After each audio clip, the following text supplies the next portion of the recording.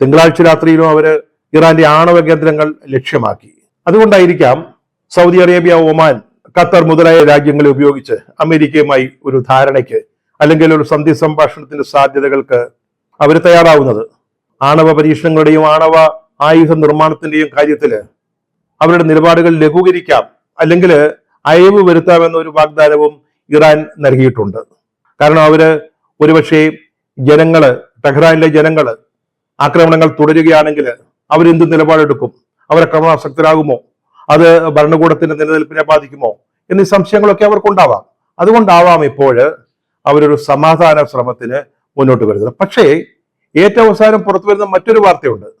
Iran ആണവ നിർവ്യാപന കരാറിൽ നിന്ന് പിന്മാറാൻ പോകുന്നു എന്നുള്ളതാണ്. അത് സംബന്ധിച്ചൊരു ബില്ല് പാർലമെന്റിൽ അവതരിപ്പിച്ച് പാസ്സാക്കാൻ ഇറാൻ ഭരണകൂടം തീരുമാനിച്ചു എന്ന വാർത്തകൾ വരുന്നുണ്ട്. അതിന്റെ അർത്ഥം എന്ന് പറയുന്നത് അവർക്ക് യാതൊരു നിയന്ത്രണവും കൂടാതെ, യുഎന്നിന്റെ ആണവോർജ ഏജൻസിയുടെ നിയന്ത്രണങ്ങളോ പരിശോധനകളോ കൂടാതെ അവർക്ക് സ്വന്തം ഇഷ്ടത്തിന് ആണവായുധങ്ങൾ ഉണ്ടാക്കാൻ സാധിക്കും. ഇത് രണ്ടും കൂടെ എങ്ങനെ മുന്നോട്ട് പോകും? അതായത് സമാധാന ചർച്ചകൾക്ക് വേണ്ടി അവർ ആഗ്രഹിക്കുന്നു, അതേസമയം ആണവ നിർവ്യാപന കരാറിൽ നിന്ന് പിന്മാറാനും ചിന്തിക്കുന്നു. ഇത് രണ്ടും കൂടെ എങ്ങനെ പോകും എന്ന കാര്യത്തിലും സംശയമുണ്ട്.